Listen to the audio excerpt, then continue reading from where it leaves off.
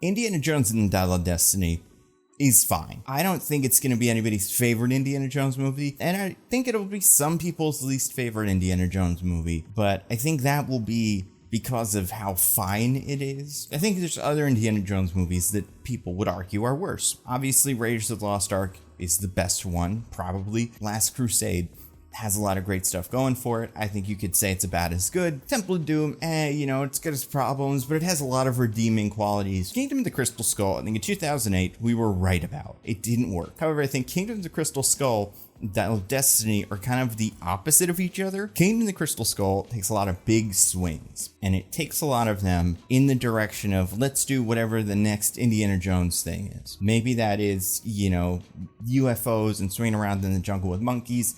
Maybe it's having the greasers fight the preppy jock boys, and then Indiana Jones gets on a motorcycle, like stuff like that. And it does some of them well and does some of them not well. I think the biggest mistake, there's a lot of mistakes that Kingdom of the Crystal Skull makes, but I think the most important mistake Kingdom of the Crystal Skull makes is that almost all the things that don't work happen at the end. Like, yes, in retrospect, Shia LaBeouf was a weirder choice for Mutt Williams, but within the universe of the movie, he's fine, right? I think we were at a point where in 2008, we were like, okay, listen, it's not Shia LaBeouf. You can stop giving us Shia LaBeouf and being like, hey, kids, this is it, right? This is what you want. I think we knew at that point he probably wasn't it. But I do think within the movie he works. But I think of the problems with that movie are all the stuff at the end. The CGI isn't quite there. It gets kind of messy, hard to track. All the alien stuff feels a little too much, and it's got weird racial connotations in there that Indiana Jones is kind of famous for.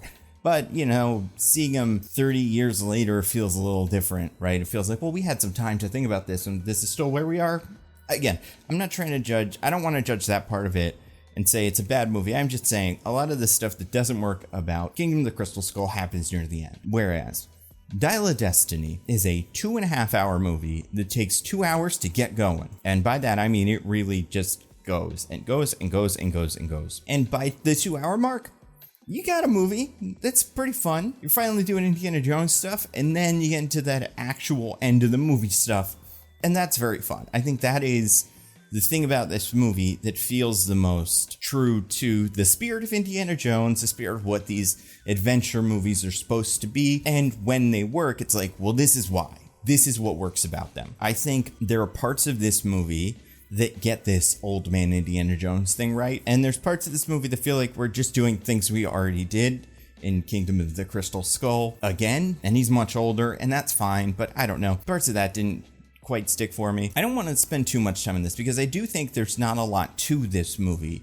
in terms of the action sequences are mostly fine. They look like action sequences you would see in an okay Marvel movie. And by that, I mean fun action, a lot of CGI, also this de-aging thing, which I still don't think we're quite there with yet. It doesn't look great, which is funny because I just watched episode 3 of Secret Invasion, and that de-aging stuff, and obviously, much less intense in that one scene, looks great in Secret Invasion. That is fantastic. And I think part of it is just wearing a big eye patch, and that makes it a little bit of it easier. I don't know. But whatever it is, I think the problem is you hear his voice.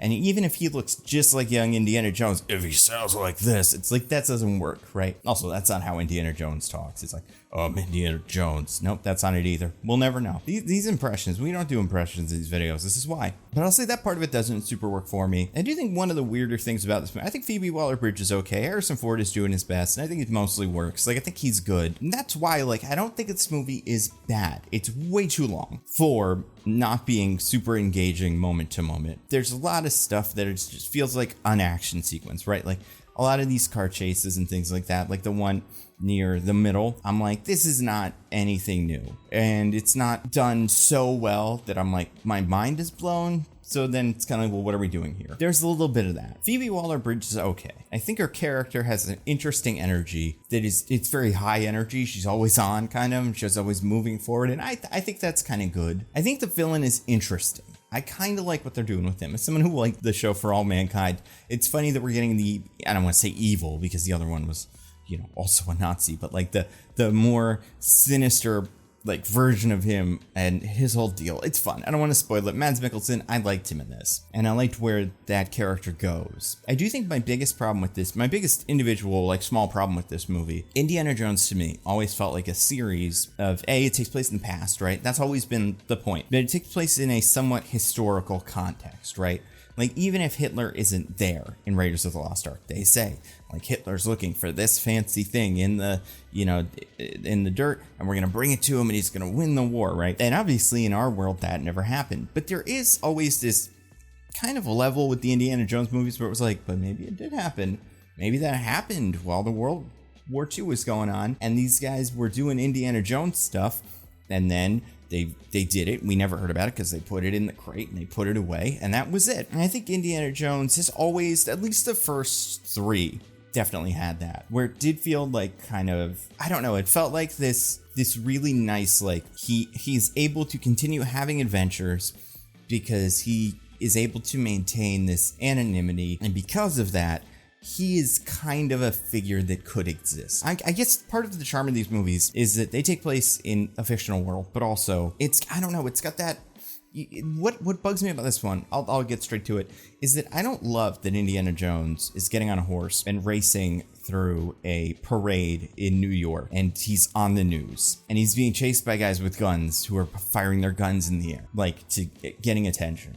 Indiana Jones feels like a character that isn't quite low profile, but like he is like a, like an urban legend or a myth or something like that. And that kind of feels like Jurassic Park 2, where the dinosaur walks through, Los Angeles at the end, and you're like, this changes everything now. And I know these movies are definitely probably over until they decide they're not, but I don't know. That part of it didn't feel Indiana Jones to me. All the fun of Indiana Jones was it was always happening in the background. There could have been an Indiana Jones we never knew about.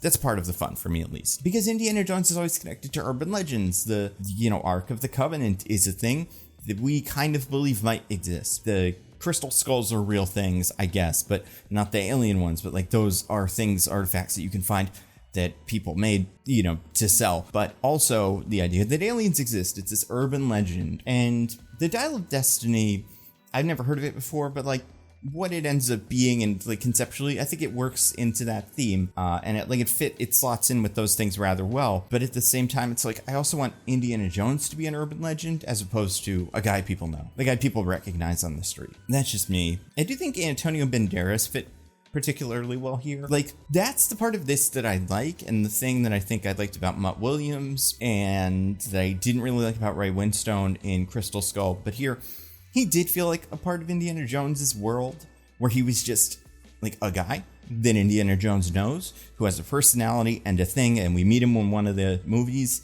and we're like, hey, it's this guy, and then, yeah, it's you. He does his thing in the end, right? Like, I do think that's the fun of this world, and I do think some of the problems of these movies are that they do tend to fold in on each other, right? Marion comes back in Indiana Jones 4, and she becomes a main character, which is fine. Then your new main character is really just Mutt, and I guess John Hurt, who we didn't see in here. I'm not sure if the actor's still alive, but I guess I liked him.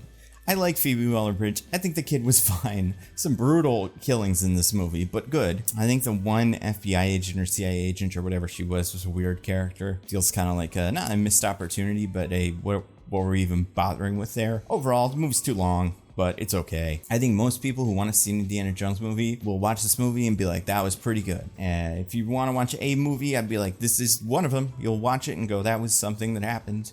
You'll probably have some laughs, and there'll be some things at the end that like tug at your heartstrings. But overall, I do wish this was just a little bit more unusual. I wish it took some bigger, weirder swings. I don't know what those are, but I don't think this movie quite got there for me. I say I don't give number ratings, but I give number ratings. I give this movie like a 6 out of 10. It's okay. It's fine. Like, it's not gonna change your life.